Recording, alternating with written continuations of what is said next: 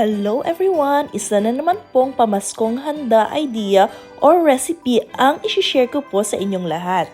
Paborito po namin ito sa aming family and this is my version of Pansit Palabok.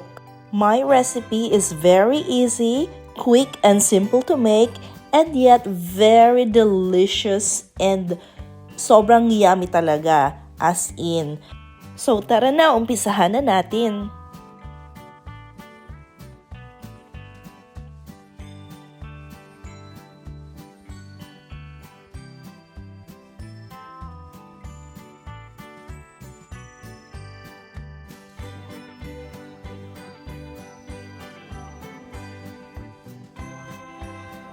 So here are the ingredients that I just prepared. So we have Mama Sitas Palabok mix, we have garlic, lemon, spring onions, tofu or tokwa, and we also have this one. Since wala ako makitang Tinapa Flakes dito, so my friend suggested bumili ako ng smoked salmon.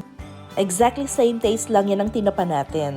And we have the super cute golden bihon. Ito lagi ang aking ginagamit. Yung manipis lang dahil ayoko nung matataba. And we have minced pork, stock, corn flour, and our chicharon. Ang first na gagawin natin ay mag-steam or boil ng half kilo of prawns or shrimps and squid for at least 2 to 3 minutes. Pagluto na po siya, palamigin ng konti at tanggalan ng shells at alisan rin po natin ng guts.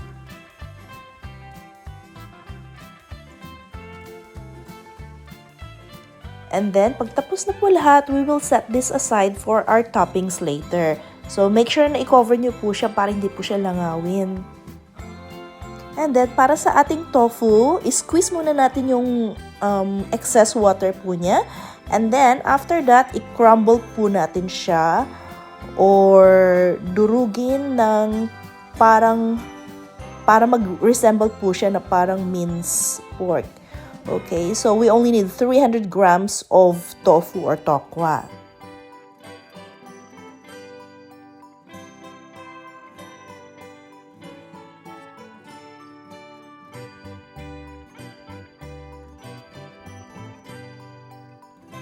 And then, isunod po nating i-mince or i-crumble ay yun pong ating tinapa or any smoked fish.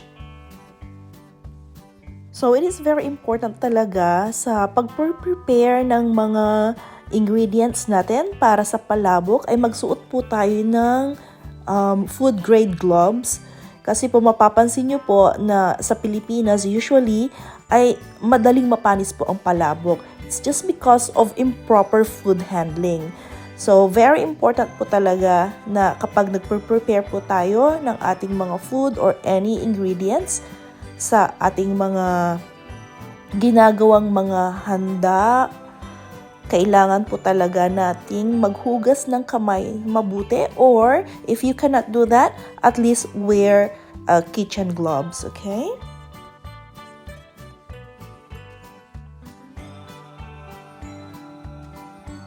And then, ang next naman ay durugin po natin ang ating chicharon or pork cracklings.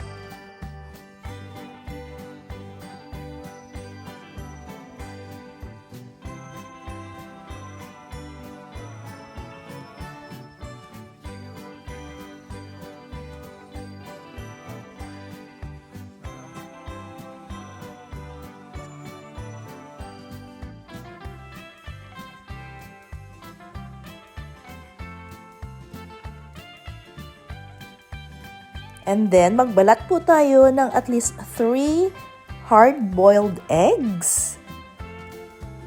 At gumamit po tayo ng egg slicer para po to slice them thinly for toppings.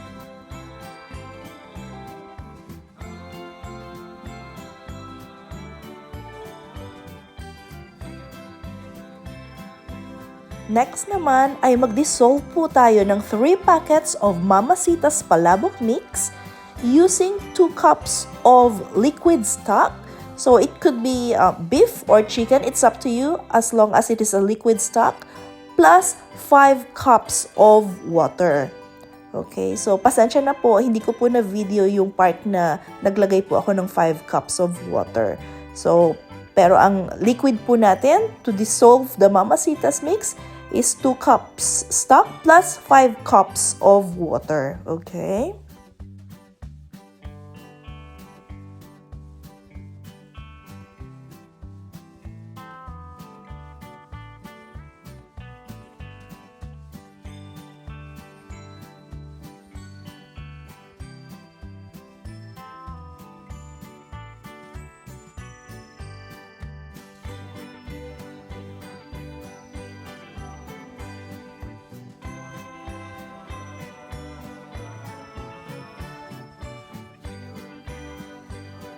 And next, we have to peel and mince 1 head of garlic. So make sure it is a large size na garlic.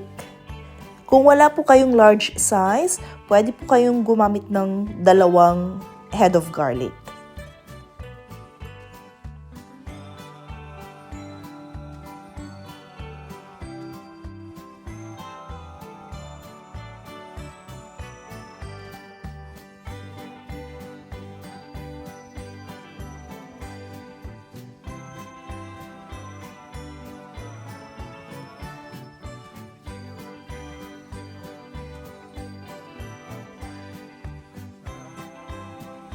And then we will also need 1 cup of chopped green onions or spring onions.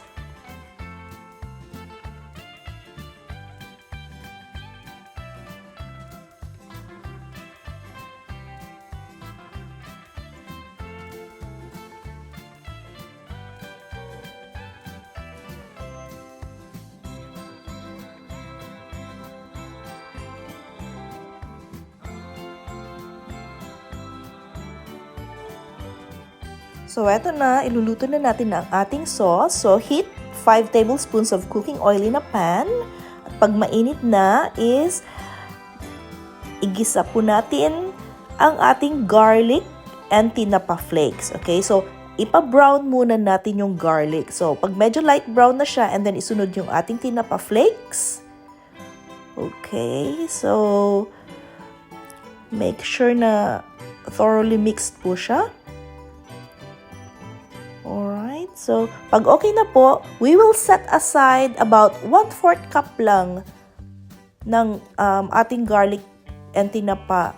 Set it aside for toppings later, okay? So, wag nyo po itong kakalimutan. Pag hindi po kayo nag-set aside, wala po kayong toppings mamaya. And using the same pan, i-add naman natin ngayon ang ating minced pork. So, 250 grams of minced pork.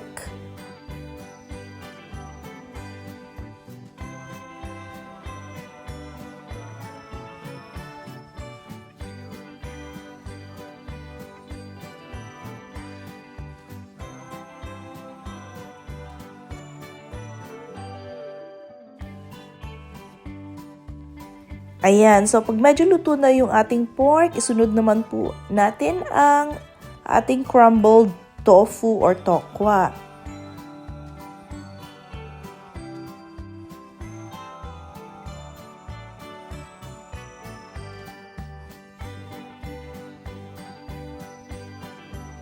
And then, i-add na po natin ang ating dissolved Mama Sitas Palabok mix.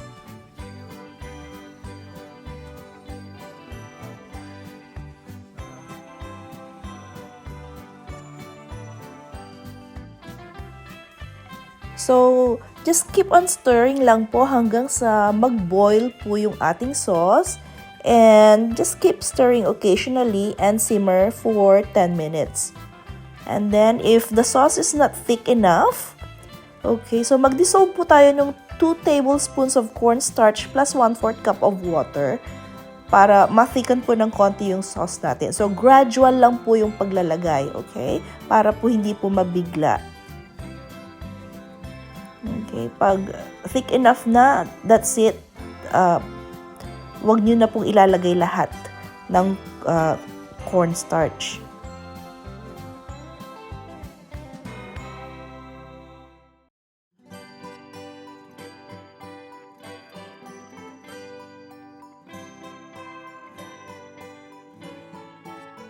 Okay, so pagluto na or ready na yung sauce natin, ang next naman na i-prepare natin ay yung ating Pansit Bihon. So, i-follow lang po natin yung instructions on how to soften our Pansit Bihon. Ang ginawa ko, I just soak the bihon using hot water. So, ganun lang po hanggang sa masoften po siya. Only use 300 grams of bihon lang po ha. Kasi po yung sauce natin na ginawa is only meant for 300 grams of the bihon. So, this is good for 6 to 8 people.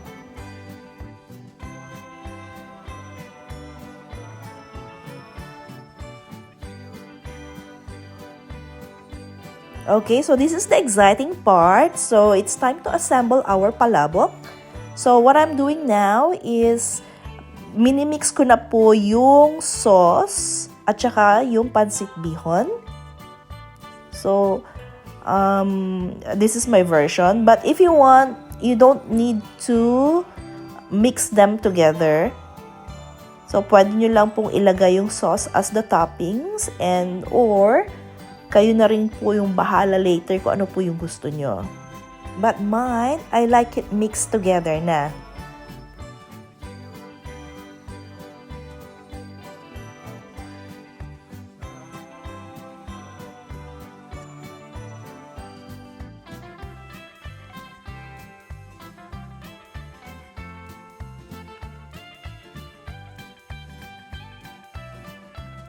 Okay, so after this, mag-prepare na po tayo ng bilao, medium-sized bilao, or any kind of serving plate. Okay, so I don't have the bilao, but I have a paella pan. So yun na lang po yung ginamit ko. Okay, so I will transfer it to a round pan.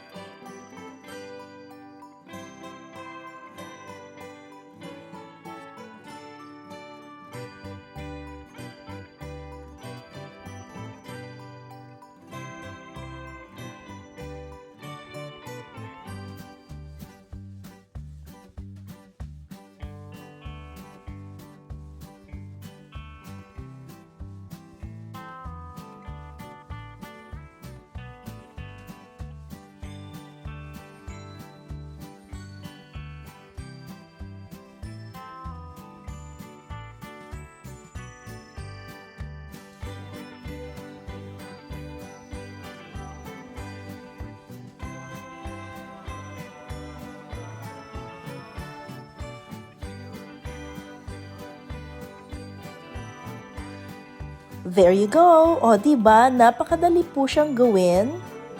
Kaya pag may next handaan sa inyo, wag na po kayong mag-order. Gumawa na lang po kayo ng sarili nyong pansit palabok sa bahay.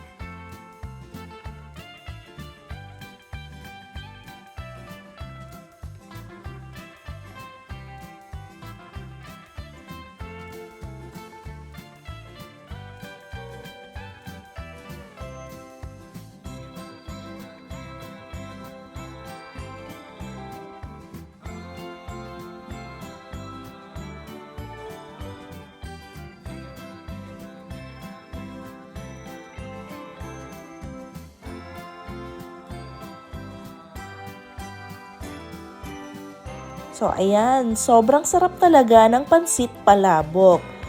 So, hope you had fun watching this video and thank you for watching!